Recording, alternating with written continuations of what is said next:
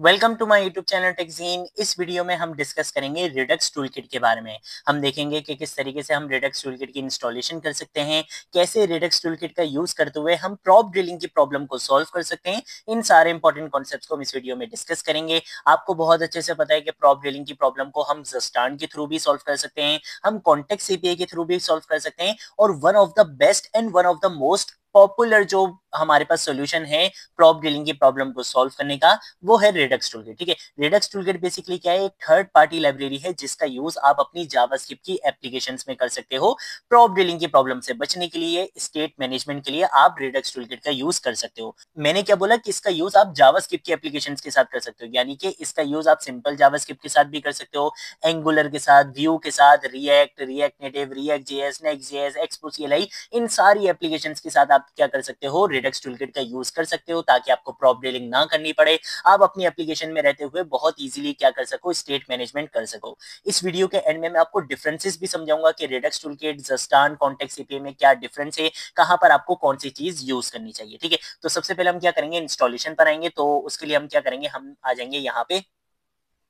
यहाँ पर आने के बाद मैं सिंपल यहाँ पे आके लिख दूंगा रिडक्स टूलकिट। ठीक है, अब देखो, जब सबसे पहले रिडक्स आई थी ना, तो उसका नाम सिंपल क्या था, रिडक्स था। और उस रिडक्स में बेसिकली क्या था कि आपको काफी सारा काम खुद करना पड़ता था, बहुत सारी बिल्ट इन चीजें उस टाइम पर नहीं थी, काफी ज्यादा कोड लिखना पड़ता था। देन उसके बाद क्या करा, रिडक्स वालों ने अपनी एक टूल किट निकाली और उसका नाम रख दिया रिडक्स टूल किट, जिसको आप RTK भी कहते हो। वो बेसिकली क्या है, रिडक्स टूल किट है। और इसमें क्या है, ये रिडक्स की ही लाइब्रेरी है, और रिडक्स आपको खुद क्या करता है, रिकमेंड करता है कि अब आप किसका यूज करो, रिडक्स टूल किट का यूज करो, क्योंकि इसमें आपको कम कोड लिखना पड़ेगा, बहुत सारे बिल्ट इन फंक्शनलिटीज आपको इसमें मिल जाती हैं, बहुत सारे बिल्ट इन फीचर्स मिल जाते हैं, और यहाँ पे आपका काम बहुत ज्यादा आसान हो जाएगा। ठीक है, तो हम जरा आ जाते हैं यहाँ पे इस रिडक्स टूलकिट की ऑफिशियल वेबसाइट पे। यहाँ पे आके हम गेट स्टार्टेड पे चले जाएंगे। देन उसके बाद हमने क्या करना है, हम यहाँ पे आएंगे इंस्टॉलेशन पर, और इंस्टॉलेशन में आने के बाद हमने क्या करना है, सबसे पहले तो इस कमांड को कॉपी करना है। तो मैं कॉपी करूंगा, यहाँ पर आऊंगा। यहाँ पर आकर क्या करूंगा, सबसे पहले तो अपना टर्मिनल ओपन करूंगा। तो ये मेरा यहाँ पे क्या हो चुका है, बेसिकली टर्मिनल ओपन हो चुका है, और इस टर्मिनल के अंदर मैंने क्या करना है, अपनी उस कमांड को पेस्ट करना है। ठीक है, तो मैंने यहाँ पे इस कमांड को पेस्ट कर दिया। इससे क्या होगा, बेसिकली रिडक्स टूलकिट की एप्लीकेशन यहाँ पे इंस्टॉल हो जाएगी, बेसिकली इसका पैकेज यहाँ पे इंस्टॉल हो जाएगा। देन उसके बाद अब देखो, रिडक्स टूलकिट तो आ गई, लेकिन रिडक्स टूलकिट आप किसके साथ यूज करना चाहते हो, रिएक्ट के साथ, एंगुलर के साथ, किसके साथ करना चाहते हो? तो हम यूज करना चाहते हैं रिएक्ट के साथ। तो आपने क्या करना पड़ेगा, रिडक्स टूलकिट और रिएक्ट की एप्लीकेशन को इंटीग्रेट करने के लिए, बाइंड करवाने के लिए बेसिकली इस पैकेज को भी इंस्टॉल करना पड़ेगा। ठीक है, तो मैं इसकी कमांड भी यहाँ पे कॉपी कर लेता हूँ। हम यहाँ पर आ जाते हैं, पहले इसकी इंस्टॉलेशन कंप्लीट होने देते हैं। तब तक एक काम ये करता हूँ कि मैं यहाँ पर आकर रूट डायरेक्टरी के अंदर एक सोर्स डायरेक्टरी यहाँ पे बना लूंगा। ठीक है, इसके अंदर बेसिकली क्या होगा, एक डायरेक्टरी होगी मेरी स्टोर के लिए, तो मैंने यहाँ पे स्टोर बना लिया, और एक डायरेक्टरी मेरी होगी यहाँ पे स्लाइसेस के लिए। ठीक है, तो मैंने यहाँ पे स्लाइसेस बना लिया। अब ये वो खाने वाले स्लाइस नहीं है, ठीक है, इसको खाने वाले स्लाइस नहीं समझना है आपने, मैं आपको बताऊंगा कि ये बेसिकली क्या है।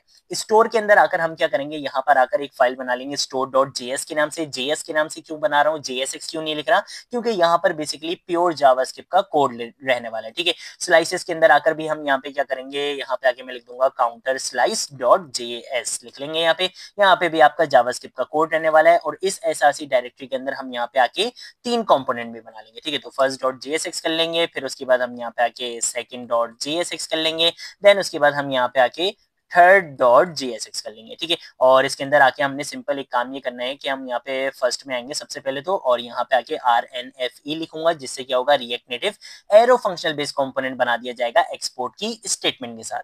यहाँ पर अगर हम क्या करेंगे, इस तरीके से हमने इसको कंपोनेंट बना लिया, कंट्रोल A करूंगा, कंट्रोल C करूंगा, यहाँ पे इसको कंट्रोल S से सेव कर लूंगा। यहाँ पर आकर इसी कंपोनेंट को क्या करूंगा, पेस्ट करूंगा। फर्स्ट की जगह बस हमने क्या लिखना है, यहाँ पे सेकंड लिखना है। ठीक है, तो हम यहाँ पे आके इस कंपोनेंट का नाम रख देंगे सेकंड। देन उसके बाद कंट्रोल A करूंगा, कंट्रोल C करूंगा, कंट्रोल S से इसको सेव कर लेते हैं। यहाँ पर आएंगे, यहाँ पर आकर इस कोड को बेसिकली पेस्ट करूंगा, और यहाँ पे आके सेकंड की जगह क्या लिख दूंगा, थर्ड लिख दूंगा। ठीक है, तो मैंने यहाँ पे थर्ड लिख दिया है, कंट्रोल S से सेव कर लूंगा। ठीक है, इन तीनों कंपोनेंट्स के कोड को अभी हम यहाँ पे क्या कर देंगे, क्लोज कर देंगे। सबसे पहले हम आएंगे स्टोर में।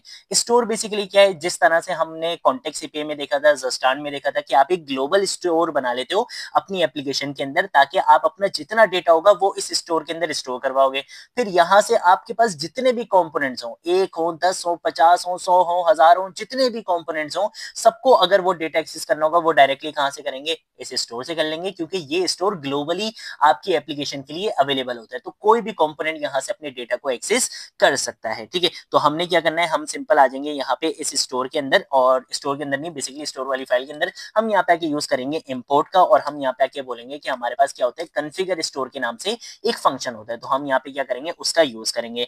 देन उसके बाद क्या करूंगा, यहाँ पर आऊंगा और यहाँ पर आने के बाद मैं बोलूंगा कि आपने इंपोर्ट करवाना है। किसको इंपोर्ट करवाना है, मैं बोलूंगा कि मैं रिड्यूसर बनाऊंगा। बेसिकली अब ये रिड्यूसर क्या होता है उसके बारे में भी हम बात करेंगे। मैं क्या बोलूंगा कि भाई इंपोर्ट करवा लो किसको, काउंटर रिड्यूसर को। फ्रॉम कहां से इंपोर्ट करवाना है, डबल डॉट स्लैश, मैं बोलूंगा कि भाई आपने क्या करना है, स्लाइसेस वाले फोल्डर में जाना है, वहां पे आपको क्या मिलेगा, काउंटर स्लाइस मिलेगा। तो वहां से आपने क्या करना है, काउंटर रिड्यूसर को इंपोर्ट करवा लेना है, जो कि अभी हमने बनाया नहीं है, लेकिन अभी हम बनाएंगे। यहाँ पर अगर क्या करूंगा, कौन सा कीवर्ड लिख के स्टोर बनाऊंगा, तो मैंने यहाँ पे आके सबसे पहले क्या करना है, कॉन्फ़िगर स्टोर के फंक्शन का यूज करना है। इसके अंदर आप अपना एक ऑब्जेक्ट पास करवाते हो और इसके अंदर आप क्या बताते हो, अपने रिड्यूसर के बारे में बताते हो। ठीक है, तो हम यहाँ पर आएंगे, मैं अपने रिड्यूसर का नाम बता दूंगा काउंटर।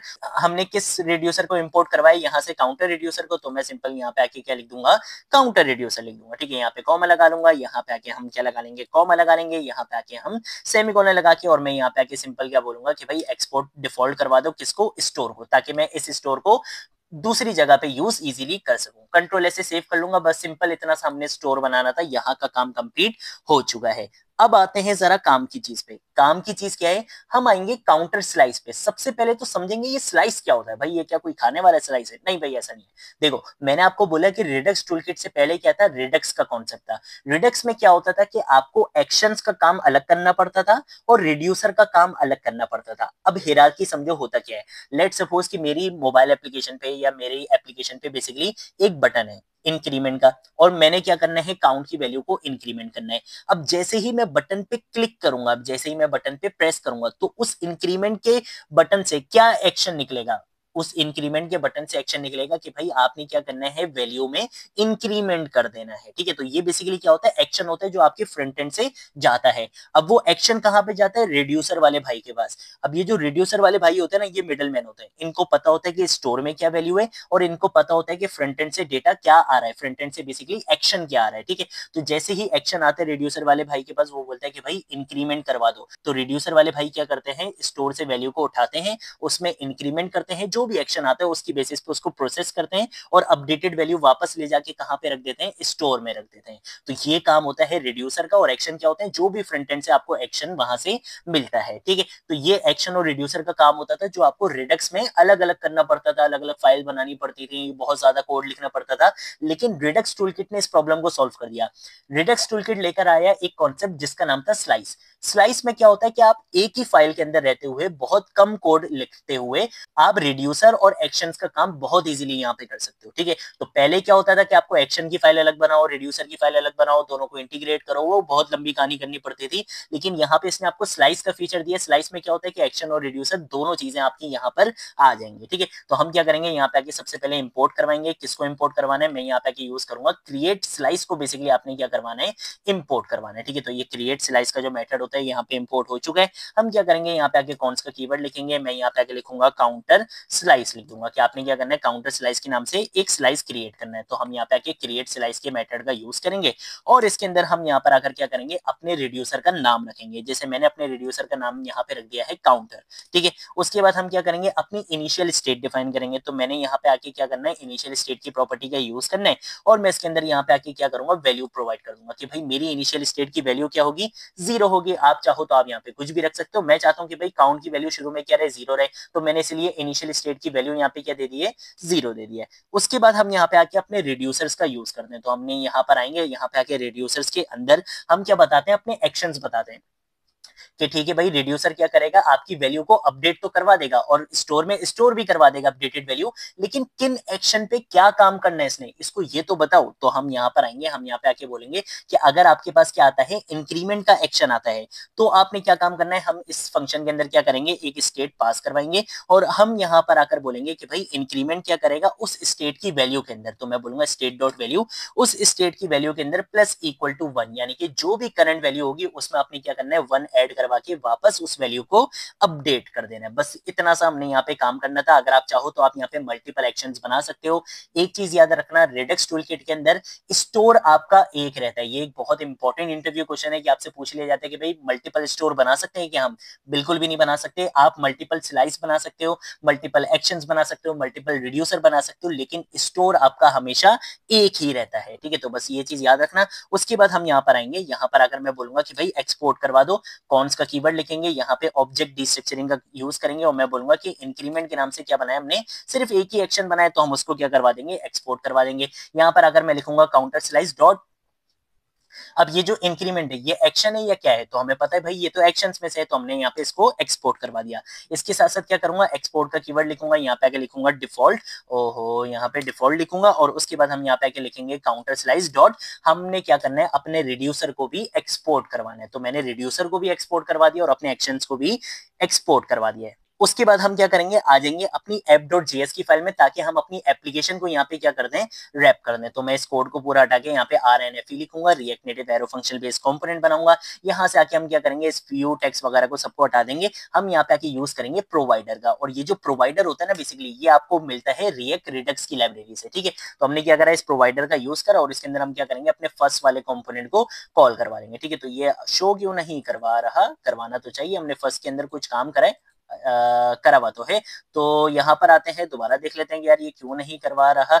अगर हम यहाँ पर आते हैं, इसको एक बार सजेशन, हाँ अब आ रहा है देखो। ठीक है, तो ये बेसिकली क्या होगा, आपका फर्स्ट कंपोनेंट यहाँ पे कॉल हो जाएगा, और ये प्रोवाइडर करेगा क्या, ये प्रोवाइडर आपके डेटा को प्रोवाइड करेगा इन कंपोनेंट्स के अंदर। अब वो डेटा कहाँ है, वो डेटा है स्टोर में। ठीक है, तो हम क्या करेंगे, हम यहाँ पर आएंगे, यहाँ पे आके इसका एक प्रॉप होता है स्टोर के नाम से, तो हम इसका यूज करेंगे और यहाँ पर हम अपने स्टोर का नाम बताते हैं। तो मैंने अपने स्टोर का क्या नाम रखा था, स्टोर ही रखा था। तो हम यहाँ पर आएंगे, यहाँ पे आके हम सिंपल लिखेंगे स्टोर, और जैसे ही स्टोर लिखने लगेंगे ये आपको यहाँ पे क्या देगा, सजेशन देगा। तो जैसे एंटर प्रेस करूंगा तो देखो स्टोर मेरा यहाँ से इंपोर्ट हो चुका है। कंट्रोल एस से सेव कर लूंगा, रेडक्स टूलकिट का जितना काम था वो हम यहाँ पे कंप्लीट कर चुके हैं। अब हम क्या करेंगे, अपने कंपोनेंट्स के अंदर आएंगे। ठीक है, तो मैं लेट सपोज यहाँ पर आ चुका हूँ अपने फर्स्ट वाले कंपोनेंट के अंदर। इस व्यू के अंदर यहाँ पे हमारा क्या होगा, टेक्स्ट होगा, यहाँ पे हम लिख सकते हैं ये हमारा फर्स्ट कंपोनेंट है, और उसके बाद हम यहाँ पे आके क्या करेंगे, एक बटन बना लेंगे। तो हमने यहाँ पे आके बटन का यूज कर लिया। बटन के अंदर क्या होता है, टाइटल का प्रॉप होता है। इस टाइटल के प्रॉप के अंदर हम यहाँ पे आके लिख देंगे इंक्रीमेंट। ठीक है,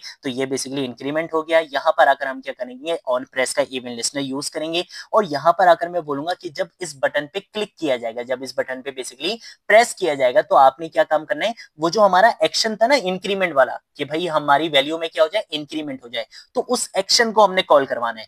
तो एक चीज याद रखना, जब भी आपने एक्शन को रिड्यूसर के पास भेजना होता है, तो ऐसे समझ लो कि भाई एक्शन बेचारा ना खुद चल के नहीं जा सकता है। एक्शन को क्या चाहिए, किसी का सहारा चाहिए, ताकि एक्शन कहाँ जा सके, रिड्यूसर वाले भाई के पास जा सके। तो उसके लिए बेसिकली हम क्या करते हैं, यहाँ पर आएंगे, कौन सा कीवर्ड लिखेंगे, डिस्पैच के नाम से क्या करूंगा, एक इंस्टेंस बनाऊंगा, और हमारे पास क्या होता है, एक हुक होता है बेसिकली यूज डिस्पैच के नाम से, जो क्या करता है, एक्शन को सेंड करता है कहाँ पे, रिड्यूसर के पास, ताकि रिड्यूसर क्या कर सके, उस एक्शन की बेसिस पे स्टोर की वैल्यू में कोई भी अपडेशन कर सके। ठीक है, तो हम यहाँ पर आएंगे, यहाँ पर आकर मैं क्या करूंगा, डिस्पैच के इंस्टेंस का यूज करूंगा, और इसके अंदर मैं एक्शन पास करवा दूंगा। क्या, मैं यहाँ पे आगे लिख दूंगा कि इंक्रीमेंट वाला जो बेसिकली एक्शन था ना, आपने उसको क्या करना है, कॉल करवा देना है। ठीक है, तो ये इंपोर्ट नहीं हो रहा, देख लेते हैं कि ये क्यों नहीं हो रहा। हमने यहाँ पे सही से लिखा था, कहाँ था हमारा, स्टोर डॉट जेएस, नहीं स्टोर नहीं, काउंटर स्लाइस डॉट जेएस, और यहाँ पर अगर हमने बोला था कि इंक्रीमेंट के फंक्शन को कॉल करवा लो। ठीक है, सारी चीजें ठीक थी। ठीक है, अगर वो कभी आपको सजेशन ना भी दे,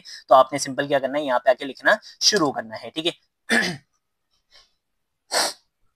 तो देखो यहाँ पे अब ये मुझे सजेशन दे रहा है, कभी कभी पागल हो जाता है। ठीक है, तो देखो यहाँ पे इंक्रीमेंट बेसिकली यहाँ से इंपोर्ट हो चुका है, और मैं बोलूंगा कि भाई डिस्पैच क्या करेगा, इस इंक्रीमेंट वाले एक्शन को सेंड कर देगा, किसके पास, रिड्यूसर के पास। तो रिड्यूसर को पता चल जाएगा कि भाई स्टोर में जो वैल्यू है उसमें क्या काम करना है। ठीक है, तो यहाँ पे मैं क्या कर लूंगा, इसको सेव कर लूंगा, और इसके साथ साथ एक काम और ये करते हैं कि हम यहाँ पे आके अपने सेकंड वाले कंपोनेंट को कॉल करवा लेते हैं। ठीक है, तो सेकंड वाला जो हमारा कंपोनेंट है वो कहाँ पर है, यार ये क्यों नहीं सजेशन दे रहा, कभी कभी क्या हो जाता है इसको। मैं यहाँ पर आऊंगा, यहाँ पे आके मैं दोबारा से लिखता हूँ सेकेंड, देखो अभी भी नहीं दे रहा। अच्छा, दोबारा एक काम ये करते हैं कि मैं इसको जरा सेव करता हूँ, पहले सेकंड में आता हूँ, यहाँ पे आके देखते हैं, हाँ सही है, सारी चीजें लिखी हुई हैं। अब करूंगा तो देखना अब हो जाएगा। यहाँ पर आते हैं, यहाँ पर आकर मैं दोबारा से जरा सर्च करता हूँ कि भाई सेकंड वाला कंपोनेंट मुझे दिखा दो। तो ये देखो अब ये मुझे दिखा रहा है क्या, भाई क्या हो जाता है कभी कभी VS कोड को। खैर है, चलो सेकंड वाले कंपोनेंट को हमने यहाँ पे कॉल करवा लिया, ठीक है। अब क्या करना है, बेसिकली इसकी थोड़ी सी बेचारे की स्टाइलिंग कर लेते हैं, वरना ये बुरा भी मान सकता है। तो हम क्या करेंगे, यहाँ पे आके स्टाइल के प्रॉप का सबसे पहले तो यूज करेंगे। इस स्टाइल के प्रॉप के अंदर हम यहाँ पे आके यूज करेंगे स्टाइल्स डॉट कंटेनर की प्रॉपर्टी का, ठीक है। अब इसके लिए हम काम करेंगे, तो अभी टेंशन आपने नहीं लेनी है, ठीक है। तो हम यहाँ पे आके लिख देंगे कि बेसिकली क्या होगा, यहाँ पे स्टाइल्स होगा, ठीक है। उसके बाद हम क्या करेंगे, यहाँ पे आएंगे टेक्स्ट में, यहाँ पे आके क्या करेंगे, स्टाइल के प्रॉप का यूज करेंगे। इस स्टाइल के प्रॉप के अंदर भी हम यहाँ पे आके लिखेंगे स्टाइल्स डॉट, और इसके अंदर हम सिंपल यहाँ पे लिख देंगे टेक्स्ट लिख देंगे, ठीक है। यहाँ पे ये इंक्रीमेंट हो चुका है, यहाँ पे आपका सेकंड कंपोनेंट है। उसके बाद हम यहाँ पे फर्स्ट कंपोनेंट के बाहर आएंगे, यहाँ पे आके कौन सा कीवर्ड लिखूंगा, स्टाइल्स के नाम से एक इंस्टेंस बनाऊंगा। किसका इंस्टेंस बनाना है, स्टाइल शीट का बेसिकली आपने इंस्टेंस बनाना है। स्टाइल शीट इंपोर्ट नहीं हुई तो कंट्रोल सी करेंगे, यहाँ पर आएंगे, यहाँ पर आने के बाद मैं कॉमा लगाऊंगा, इसको पेस्ट करूंगा और इसको नीचे कर देते हैं यार, ताकि आपको कोड सही से दिखे, ठीक है। स्टाइल शीट डॉट क्रिएट के मेथड का हम यहाँ पे क्या करेंगे, यूज करेंगे, ठीक है। तो ये क्रिएट का मेथड आ चुका है, इसके अंदर आपने स्टाइलिंग करनी है, तो हम यहाँ पे आके सिंपल लिख देंगे कंटेनर, और इस कंटेनर के अंदर हमने क्या काम करना है, यहाँ पे आके मैं लिख दूंगा सिंपल flex1 के जितनी इसको स्क्रीन की स्पेस मिले ये उसको अवेल करे। जस्टिफाई कंटेंट की प्रॉपर्टी का यूज करके हम इसको क्या दे देंगे, सेंटर दे देंगे। यहाँ पे आके हमें अलाइन आइटम्स की प्रॉपर्टी का यूज करना है, तो अलाइन आइटम्स की प्रॉपर्टी का यूज करके हम इसको सेंटर दे देंगे, तो ये स्क्रीन के बिल्कुल सेंटर में आ जाएगा। इसके साथ साथ हम क्या करेंगे, पैडिंग की प्रॉपर्टी का यूज करेंगे, तो पैडिंग हम इसको यहाँ पे 16 दे देंगे, ठीक है। कॉमा लगाएंगे, यहाँ पर आकर हम क्या करेंगे, टेक्स्ट की स्टाइलिंग करेंगे बेसिकली। तो टेक्स्ट के अंदर आकर हम यहाँ पे क्या करेंगे, फॉन्ट साइज की प्रॉपर्टी का यूज करके इसको हमने फॉन्ट साइज यहाँ पे 20 दे दिया है। मार्जिन बॉटम की प्रॉपर्टी का यूज करके हम मार्जिन बॉटम से इसको लेट सपोज 10 दे देंगे, और यहाँ पे आके हम क्या करेंगे, फॉन्ट वेट की प्रॉपर्टी का यूज करके हम इसको यहाँ पे आके दे देंगे बोल्ड, ठीक है। तो इससे क्या होगा, बेसिकली ये जो आपके फर्स्ट कंपोनेंट का पार्ट था वो यहाँ पे कंप्लीट हो चुका है, ठीक है। अब क्या करूंगा, कंट्रोल ऐसे सेव कर लूंगा, सेकंड कंपोनेंट के अंदर आऊंगा, यहाँ पर आकर सिंपल कुछ भी काम नहीं करना, यहाँ पे बस क्या करेंगे, थोड़ी सी स्टाइलिंग कर देंगे, ठीक है। तो इसके लिए भी हम एक काम ये करते हैं कि सबसे पहले क्या करेंगे, स्टाइल के प्रॉप का यूज करेंगे। यहाँ पर अगर मैं सिंपल बोल दूंगा स्टाइल्स, स्टाइल्स डॉट करना था, तो हम इसको यहाँ पे आके वापस क्या कर देंगे, स्टाइल्स डॉट, यहाँ पर अगर मैं सिंपल लिखूंगा स्टाइल्स, ठीक है। तो स्टाइल्स लिखना है तो स्टाइल्स डॉट, और उसके बाद हम यहाँ पे आके बोल देंगे कि ये क्या होगी, इसके ऊपर कंटेनर वाली प्रॉपर्टी के अंदर जो भी क्लासेस लिखूंगा वो इसके ऊपर अप्लाई कर देना, ठीक है। उसके बाद हम यहाँ पे आके दोबारा स्टाइल के प्रॉप का यूज करके इसके अंदर हम यहाँ पे आके लिख देंगे स्टाइल्स डॉट टेक्स्ट लिख देंगे, ठीक है। तो ये बेसिकली आपने इतना काम कर लिया है।